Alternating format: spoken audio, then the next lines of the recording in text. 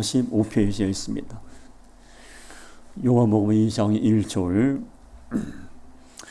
사흘째 되던 날 갈릴리 가나에 혼례가 있어 예수의 어머니도 거기 계시고 예수와 그 제자들도 혼례의 청함을 받았더니 포도주가 떨어진지라 예수의 어머니가 예수에게 이르되 저들에게 포도주가 없다 하니 예수께서 이르시되 여자여 나와 무슨 상관이 있나이까 내 때가 아직 이르지 아니하였나이다. 그의 어머니가 아이들에게 이르되 너희에게 무슨 말씀을 하시는지 그대로 하라 하니라. 아멘. 우리는 하나님의 사람입니다. 하나님의 사람을 다른 말로 하면 그리스도인이죠.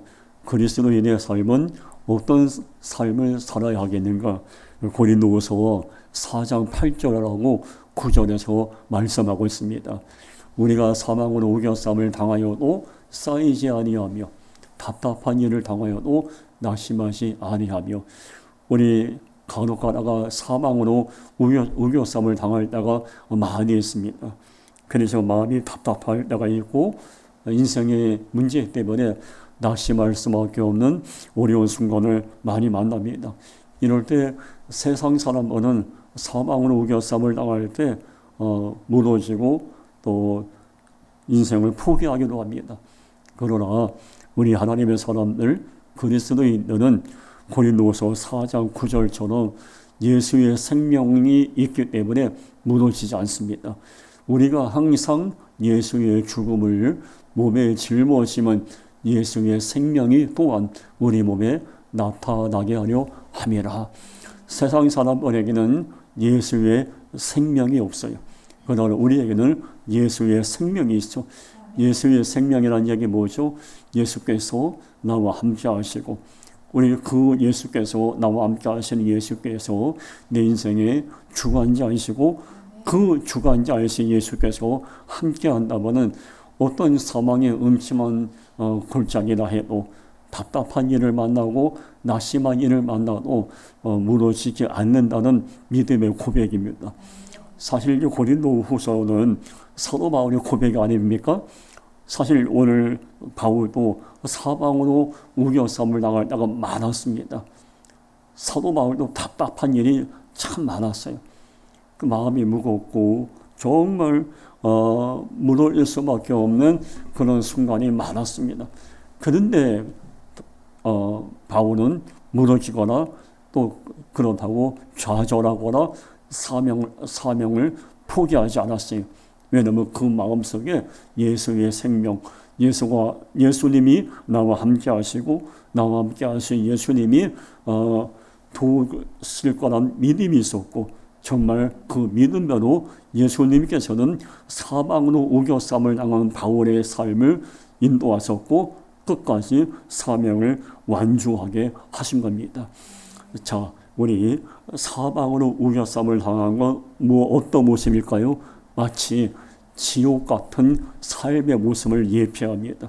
근데 우리 주변에 보면요, 지옥 같은 삶을 살아가면서도 예수 그리스도를 바라보고 예수님의 은혜로 지옥 같은 삶을 천국으로 만들어가는 귀한 인생이 있습니다. 반면에 천국 같은 넉넉하고 안정되고 그런 평화로운 삶을 살면서 스스로가 지옥 같은 삶으로 무너뜨리는 어리석은 인생들도 있습니다. 오늘 사도 바울뿐만 아니라 초대교회 성도들의 삶은 지옥 같은 환난과 핍박과 어려움이 있었지만 예수 그리스도의 은혜로 천국 같은 삶을 살아갔던 귀한 인생들입니다.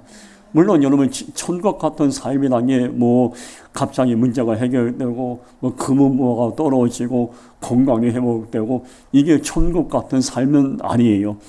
천국 같은 삶이란 어떤 것을 의미하냐면 정말 사방으로 우겨쌈을 당하고 낙심할 수밖에 없고 무너질 수밖에 없는 어려운 순간에도 주님의 은혜로 주님과 함께 견디고 이겨내고 극복해 나가는 이 자체가 바로 천국 같은 삶인 것입니다.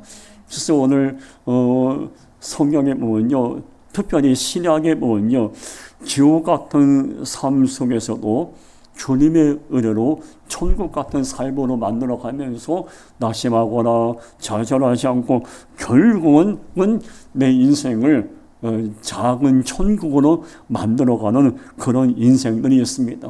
근데 오늘 우리가 요한복음 2장 오늘 본문을 읽었는데, 오늘 본문에서 우리가 잘 알고 있는 가나 혼인 잔치 아닙니까? 포도주가 떨어져서 예수님이 이렇게 물로 포도주를 제가 포도주가 떨어졌죠. 그래서 예수님께서 항아리에 물을 갖다 부어서 그게 맛있는 또 귀한 포도주가 됐죠. 오늘 이 본문의 내용은 뭡니까?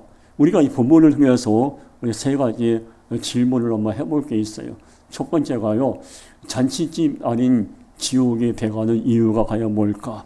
우리의 삶이 잔치집이 되어야 하는데 지옥이 되어가는 이유는 도대체 뭘까? 오늘 본문에 그 해답이 있어요. 요한복음 2장 1절 보면요, 사흘째 되는 날에 갈릴리 가나에 혼인 잔치가 있었다. 예수의 어머니가 거기에 계셨고, 자, 우리 너무 잘 알죠. 잔치집이에요. 결혼식이에요. 당연히 기뻐야죠.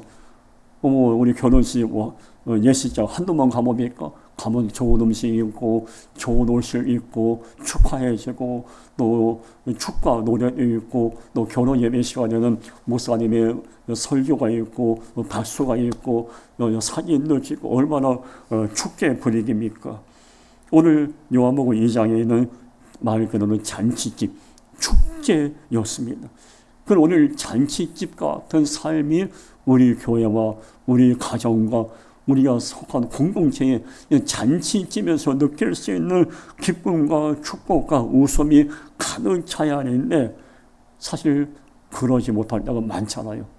자, 시편 118편 15절 보면요, 의인들의 장막에는 기쁜 소리, 구원의 소리가 있으며 여호와의 오른손이 권능을 베푸시며, 장막이라는 것은 우리의 집, 교회, 우리의 삶의 현장을 예표합니다.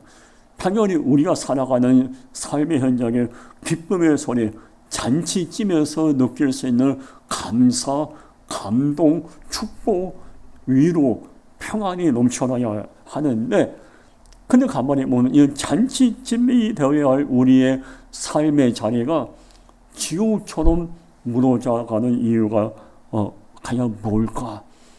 우리의 집은, 우리의 교회는, 내가 속한 직장은, 내가 있는 공동체는 잔치집 같은 곳인가? 아니면 지옥 같은 그런 어두운 곳인가? 어둠이 있는 곳인가? 한번 질문해 보면서, 근데 중요한 것은 하나님은 우리가 이 잔치집 같은 삶을 살고 그런 교회와 그런 가정을 이루기 원하는데, 우리가 왜 자꾸만 우리의 생각과 상관이 없이 자꾸 왜 지옥 같은 그런 일들이 벌어지는가? 그 첫 번째 이유는요, 하나님의 마음처럼 안아줌의 마음이 결여됐기 때문에 잔치집 같은 집이 지옥처럼 변해가는 겁니다. 신명기 1장 32절 보면요, 광야에서도 너희가 당하였거니와 사람이 자기의 아들을 안는 것 같이 너희의 하나님 여호와께서 너희가 걸어온 길에서 너희를 안으사 이곳까지 이르게 하소느니라. 하나님께서는 광야길을 걸어가는 백성들을 안아주시고 광야에서 결국 가나안까지 인도해 주셨어요. 하나님의 그 안아주심. 자, 우리의 삶의 현장에 잔치집처럼 감사와 기쁨, 위로가 넘쳐난다면 서로 하나님을 안아주듯이 안아주려는 이 마음만 있다면 지옥이 될 수가 없어요. 잔치집으로 기쁨이 넘치는 가정과 교회가 되는 겁니다. 근데 우리는 하나님의 마음처럼 안아주는 마음보다는 인간적인 생각을 앞세우다가 얼마나 많은지 모릅니다. 비난하고 정죄하고 교회에서, 직장에서, 가정에서 우리가 얼마나 많이 내 생각만 고집을 내세우다가 얼마나 많습니까? 그러니까 내 생각만 맞다고 하니까 이 천국 같은 집이 지우처럼 무너질 때가 있고 천국 같아야 할 교회가 무너지는 경우가 참 많습니다. 근데 우리가 알아주셨던 하나님의 마음이 내 안에 얼마나 있는가 한번 점검해 봐야 돼요. 누가복음 15장 20절에 보면요, 하나님의 오심이 기록되어 있습니다. 이에 일어나서 아버지께로 돌아가니라. 아직도 상도가 먼데 아버지가 저를 보고 측은히 여겨 달려가 목을 안고 입을 맞추니. 너무 우리가 잘 알고 있는 말씀이에요. 돌아온 탕자를 아버지는 아무 조건 없이 안아줬어요. 그리고 입을 맞추고 용서해 주었어요. 그리고 집에 있는 가장 좋은 옷을 입히고 가락기를 끼워주고 살찐 송아지 잡아서 잔치를 배설했어요. 둘째 아들이 집에 돌아올 때 그의 마음은 지옥이었습니다. 집에 가면 이제 아버지한테 얻어맞아 죽을 거다. 아버지가 날 가만 안 둘 거야. 집으로 오는 둘째 아들의 마음이 천국은 아니었을 거예요. 지옥 같았을 거예요. 집에 갈 수도 없고 안 갈 수도 없고 먹고 살고 배는 고픈데 어쩔 수 없이 집으로 가긴 가는데 분명히 우리 아버지가 나를 가만 안 둘 거야. 당연히 그 아들의 마음은 지옥이었죠.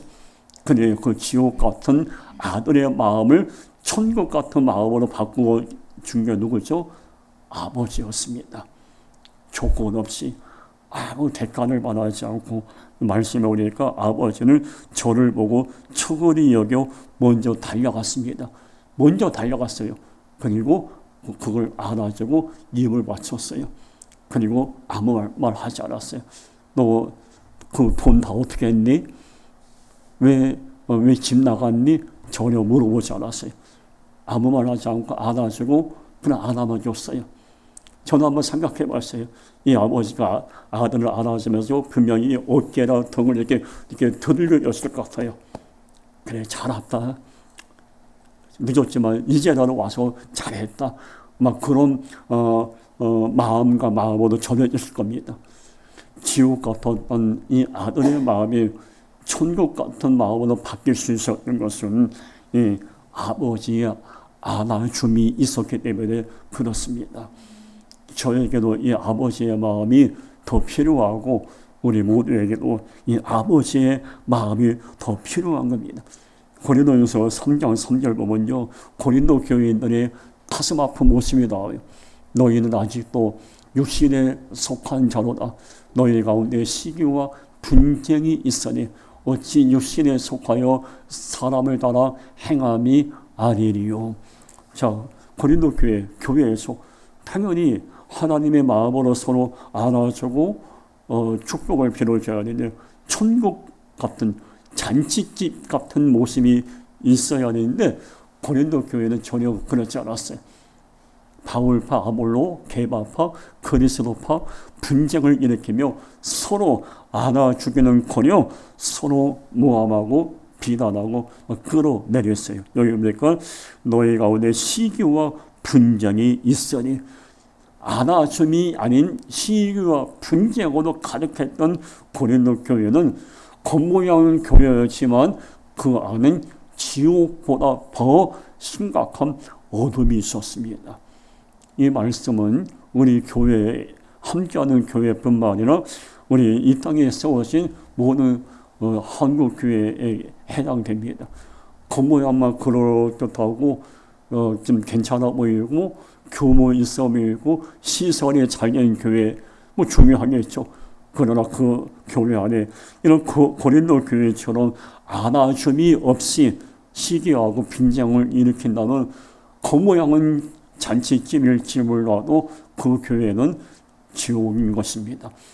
그러나 반면에 겉모양은 허름할지라도 매월 월세 내는 임대료 교회다 해도 겉모양은 좀 내세울 것이 없는 그런 교회다 할지라도 그 교회 안에 이 안아줌의 마음이 있는 교회라면 그 교회는 잔치집 같은 교회가 되는 겁니다. 그래서 우리는 우리 교회와 가정과 내가 속한 공동체가 가나 혼인 잔치집 같은 그런 잔치집 같은 공동체가 되었는데 계속 지옥 같은 모습으로 무너져가는 이유를 분명히 알고 더 늦기 전에 우리는 주님의 하나님의 마음으로 안아주의 마음을 품을 수 있어요. 그리고 왜 천국 같은 교회가 지옥처럼 무너져가는가? 두 번째가 공감의 마음, 불쌍히 여기는 마음이 교련했기 때문입니다. 마태복음 18장 33절 보면 내가 너를 불쌍히 여긴 것 같이 너로 내 동료를 불쌍히 여김이 마땅하지 아니하냐 하고, 이 말씀을 우리가 마음에 담아야 돼요. 이 말씀 마태복음 18장에 보면요, 한 10,000달란트 빚진 자가 나와요. 이 빚진 자가 주인한테 가서 이게 빚을 못 갚으니까 좀 용서해 달라, 이게 이 10,000달란트를 탕감해 달라고 정중히 요청합니다. 이때 마음이 착한 주인이 이 종의 10,000달란트를 다 탕감해 줬어요. 그래, 내가 없는 걸로 할게. 다 용서해 줬어요. 이 사람은 얼마나 큰 은혜를 입은 겁니다. 그 주인은 10,000달란트를 탕감해 주었던 것을 그 사람의 마음을 공감하고 불쌍히 여겼기 때문에 그래요. 얼마나 힘들고 얼마나 돈이 없으면은 10,000달란트를 못 갚을까? 그걸 비난과 정죄가 아니라 공감한 거예요. 불쌍히 여긴 거예요.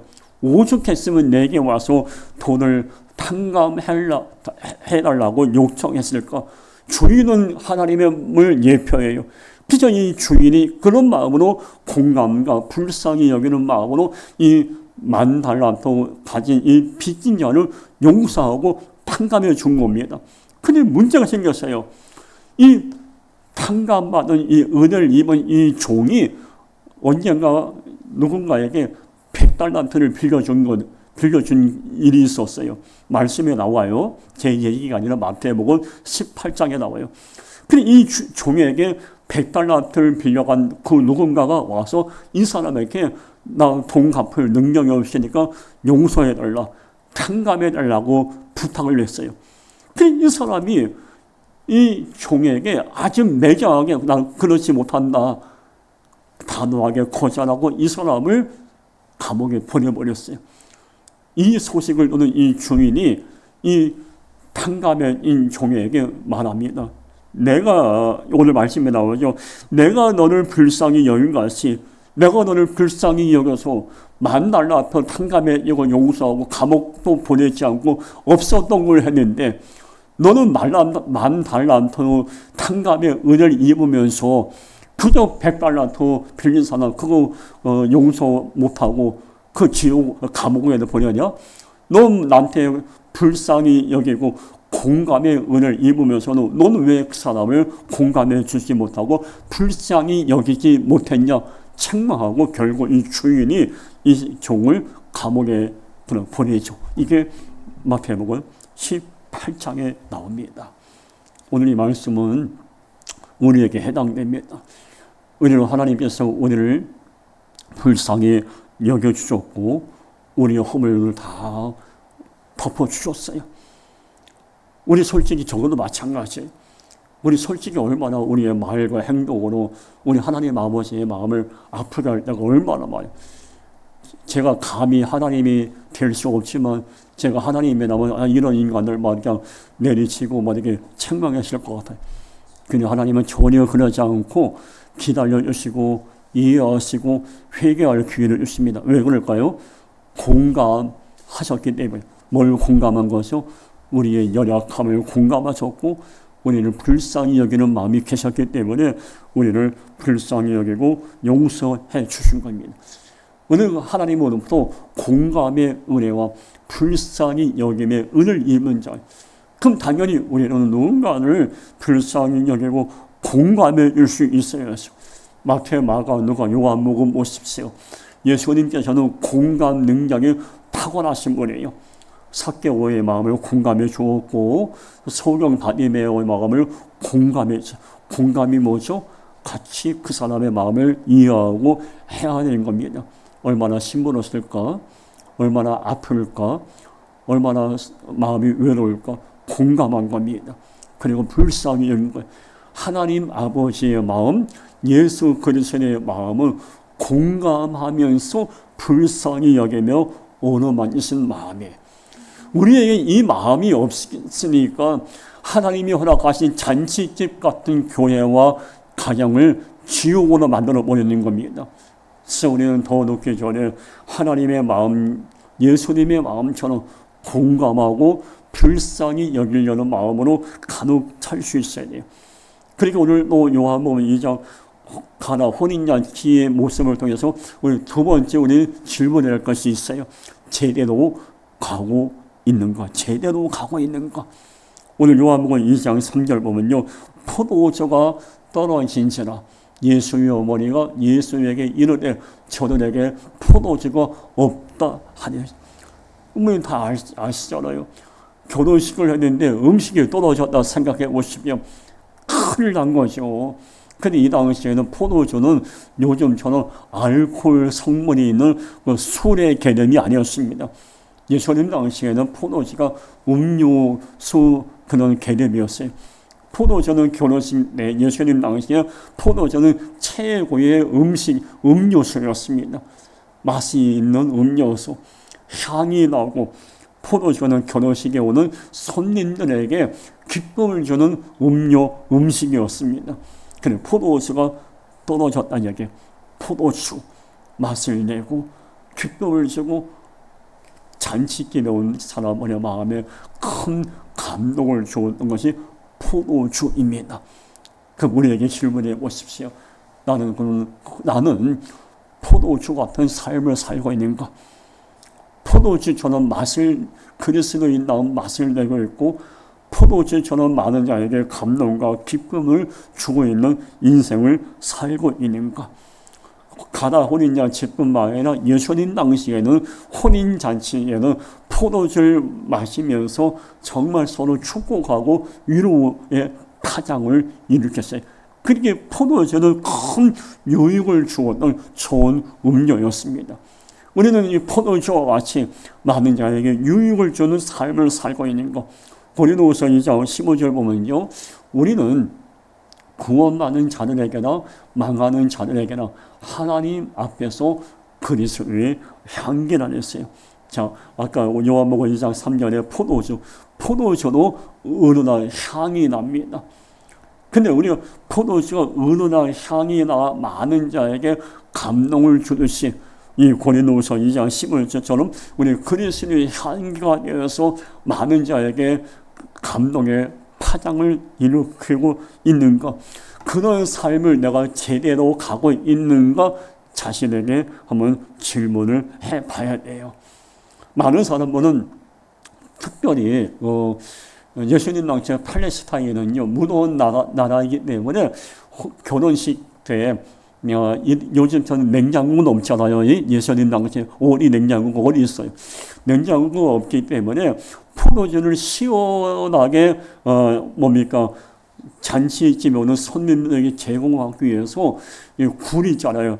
굴을 파서 바위를 뚫어서 굴 안에다가 항아리에다가 포도주를 넣어서 몇 날 며칠 결혼식 전에 거의 한 달 전에 미리 그 안에 집어넣어요. 그러면 그 동굴 안에 있는 항아리에 있는 포도주는 시원합니다. 그 시원한 포도주를 결혼식 날 딱 끓여서 손님들에게 딱 제공해줘요.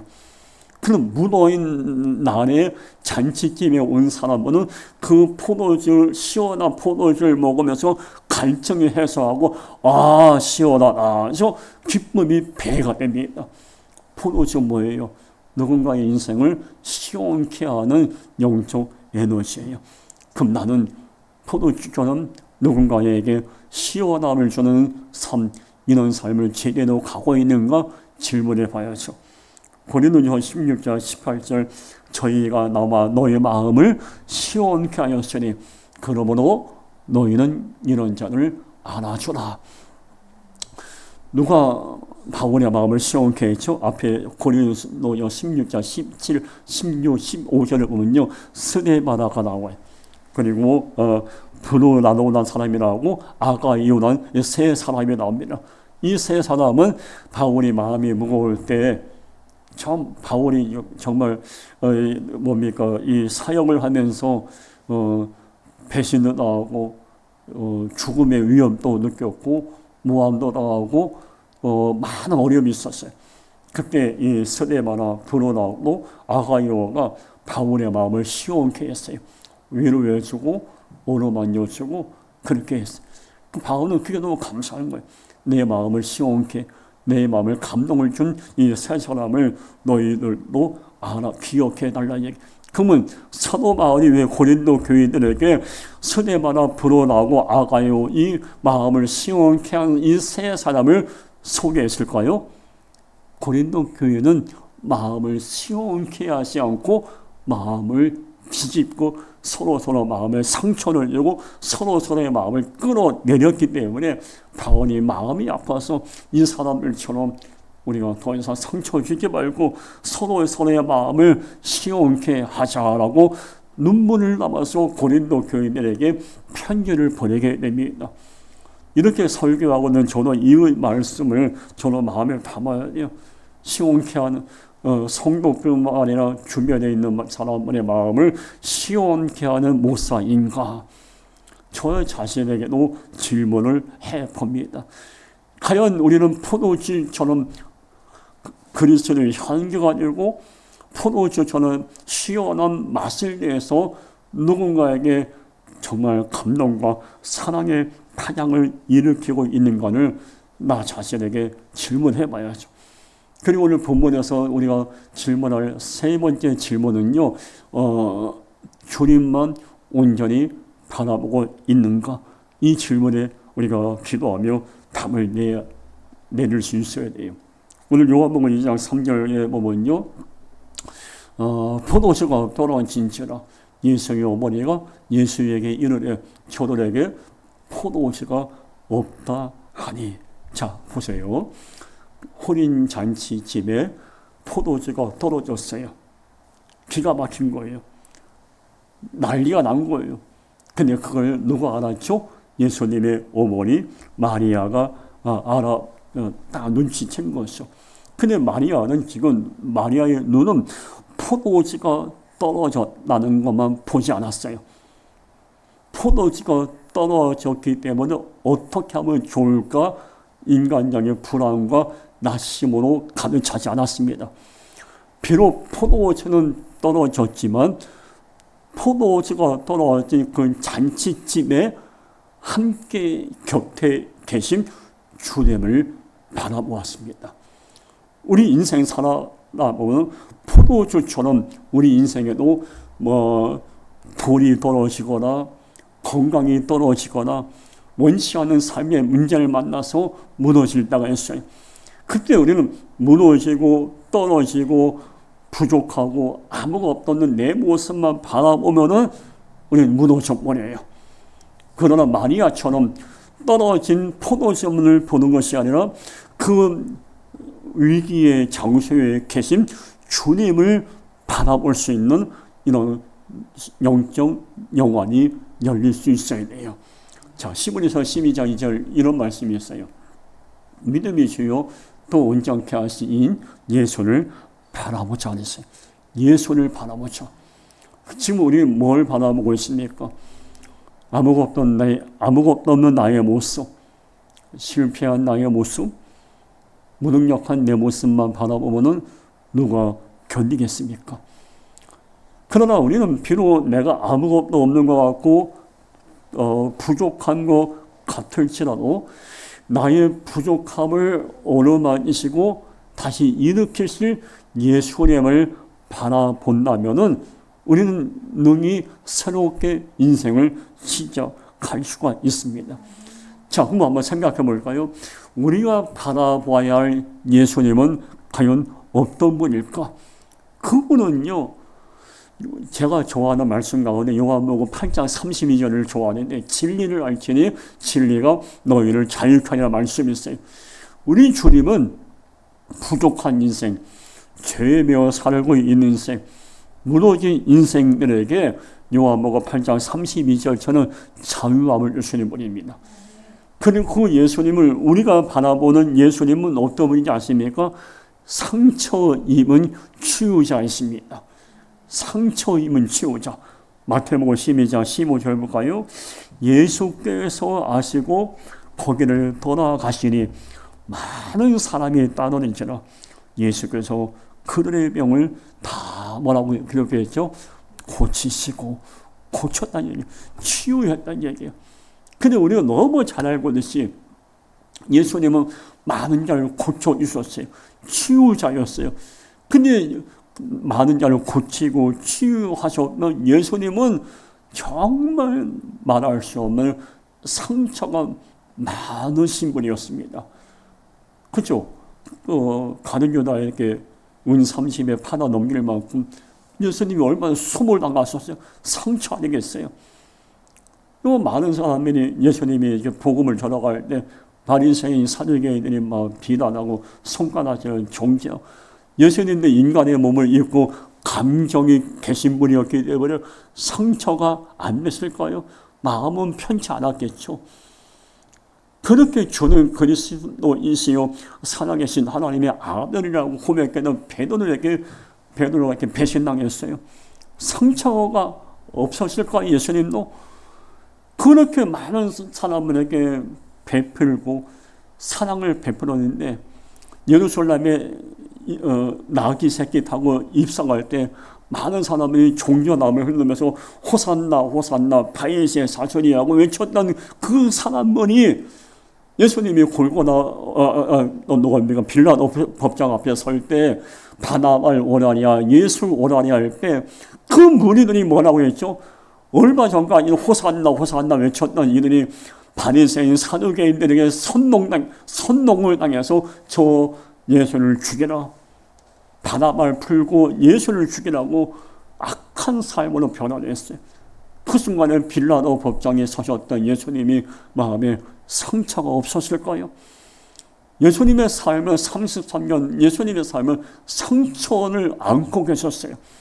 그냥 상처를 앓고 계셨지만은 그 상처 때문에 얼마나 심는 걸 아셨기 때문에 상처 입은 이들을 끝까지 치유하시고 고쳐주신 겁니다.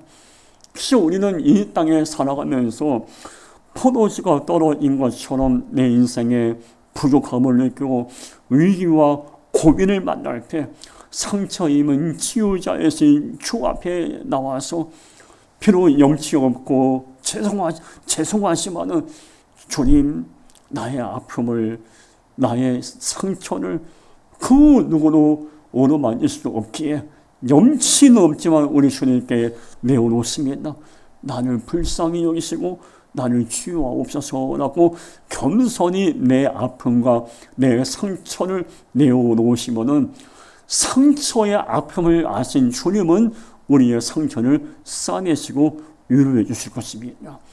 그래서 우리가 바라볼 것은 포도주가 떨어진 절대 절망의 현장이 아니라 그 가운데서 역사하신 상처 입은 치유자이신 예수를 우리가 바라볼 수 있어야 돼요.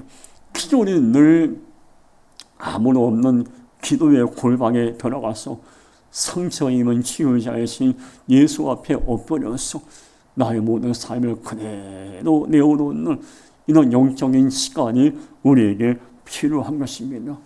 오늘